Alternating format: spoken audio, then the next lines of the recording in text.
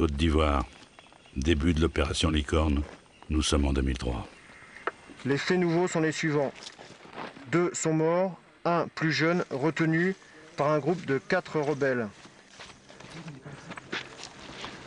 Cela confirme la présence armée au nord des Carcasses.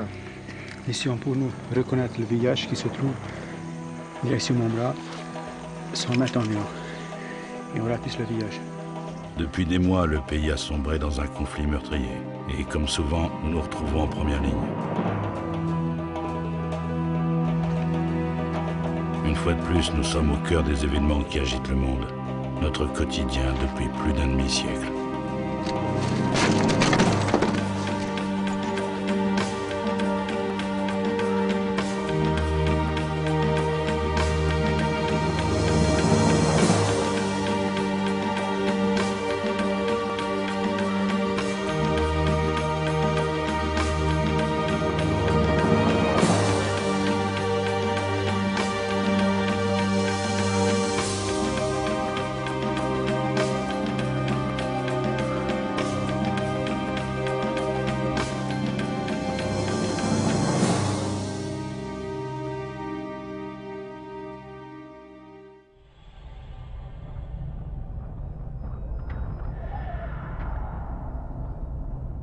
« 1948.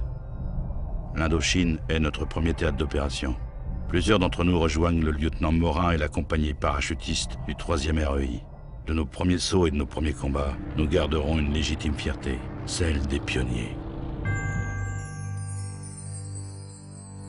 Guerriers de l'insolite, nous l'étions assurément et nos succès ouvrent la voie au 1er et 2e bataillon étranger de parachutistes. Pendant 6 ans, nous ferons partie des soldats de la boue, plongés au cœur de la jungle indochinoise.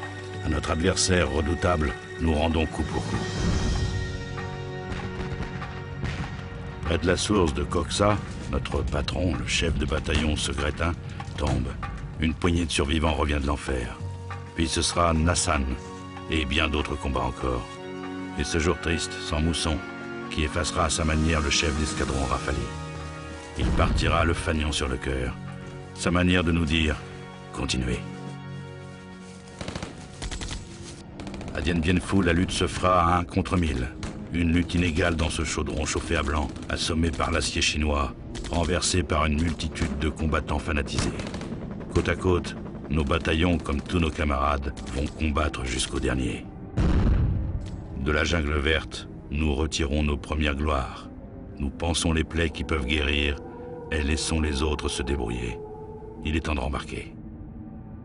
En Algérie, une nouvelle bataille se profile.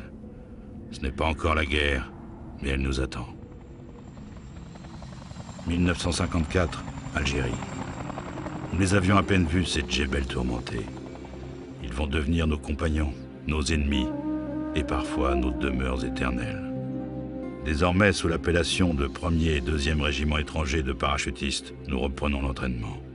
Pendant des mois, nous sillonnons les pistes et les montagnes dans une lutte permanente contre les rebelles du Front de Libération Nationale. En novembre 1956, la crise internationale du canal de Suez éclate. Il faut déjà repartir.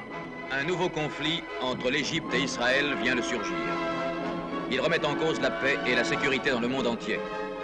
Afin d'empêcher l'aggravation du conflit et d'assurer la liberté de navigation sur le canal de Suez, les gouvernements français et anglais ont décidé de s'interposer entre les belligérants et d'établir une zone neutre de part et d'autre du canal.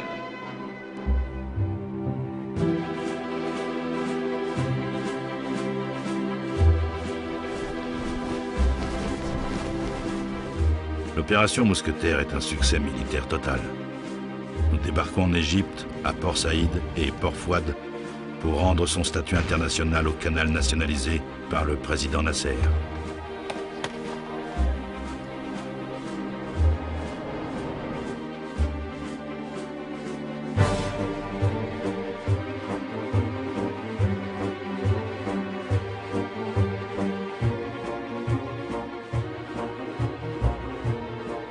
Quelques jours, sous l'autorité du général Massu, le calme revient et nous rejoignons de nouveau l'Algérie.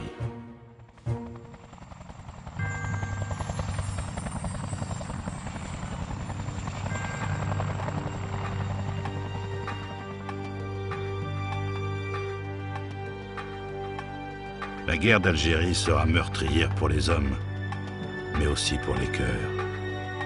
Invaincus sur le terrain, nous avons eu le privilège de participer à l'écrasement de la rébellion, sans façon, au plus près, en soldats, en légionnaires et en parachutistes.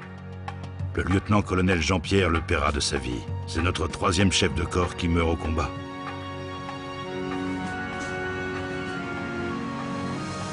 Mais en 1961, c'est le putsch d'Alger. Le premier REP se rallie aux 4 généraux favorables à l'Algérie française et à l'issue de ces événements politiques difficiles, il est dissous. En disant adieu à Zeralda, nous remettons toutes nos traditions et le souvenir de nos anciens au désormais seul 2e régiment étranger de parachutistes.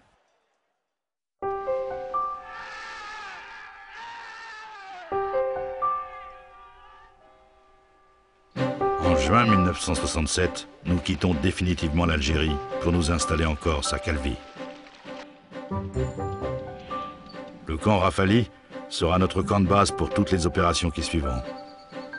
C'est ici que nous revenons chaque fois nous entraîner à nouveau avant de repartir aux 4 coins de la planète. Nos compagnies de combat sont maintenant spécialisées dans des domaines particuliers comme le combat en zone urbaine, en montagne ou le tir de précision. Autant d'éléments qui nous rendent encore plus forts et nous préparent à ce qui va suivre.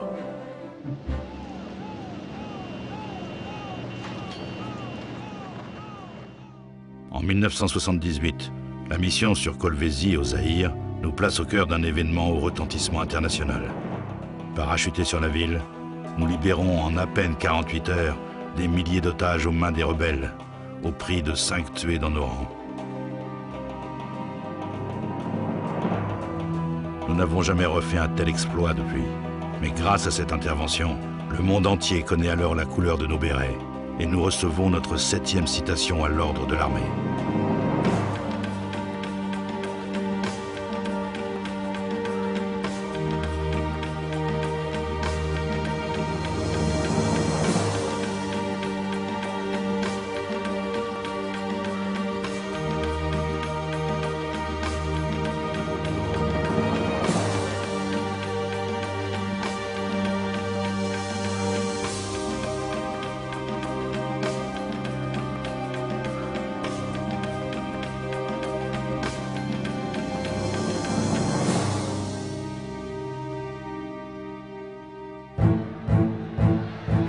En juin 1982, l'armée israélienne entre en territoire libanais.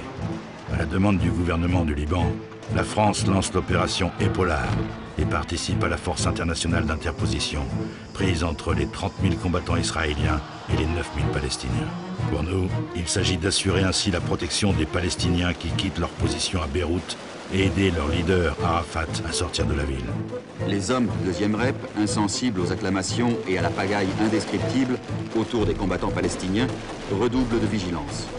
C'est dans cette ambiance survoltée que Yasser Arafat, leader de l'OLP, quitte à son tour Beyrouth. Cette mission comporte 3 volets.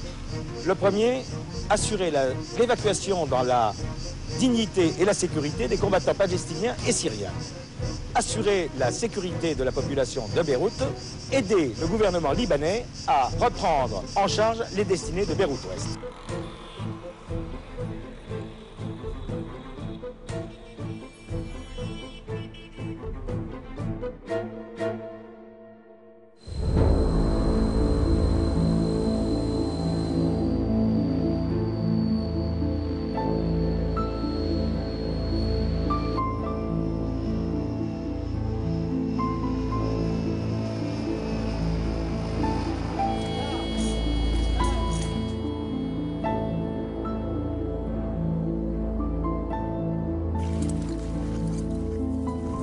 Nos missions dans les années 90 sont pour nous à l'image des guerres qui bousculent la planète, nombreuses et meurtrières.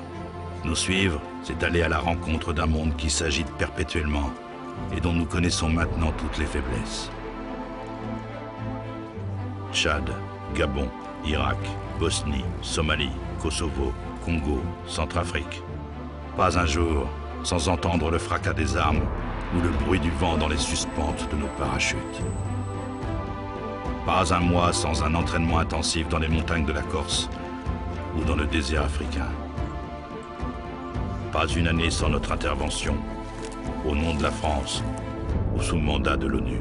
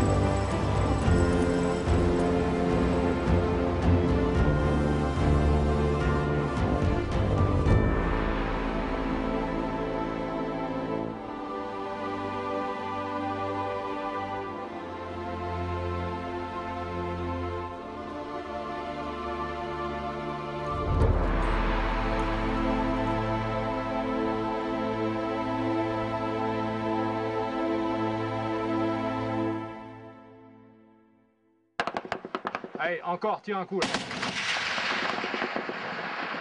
Ils sont où? Ils sont où là? L'enfant arrive sur la ligne de crête, 700 mètres nord de ma position parlé. Est-ce que tu as vu tes frères morts par terre où tu courais? Tu les as vus par terre? Non. Peut-être ils sont que blessés. Il y a un. Ils ont tiré sur lui, il est tombé. Maintenant il dit, chef, pardonnez. T'as entendu tirer? Il a entendu tirer 3 coups. Bille. Mais peut-être il est caché en brousse, non? Je ne sais pas si ils l'ont tué ou il est caché en brousse. D'accord. Encore une fois, nous sommes de retour sur cette terre africaine qui est presque devenue la nôtre.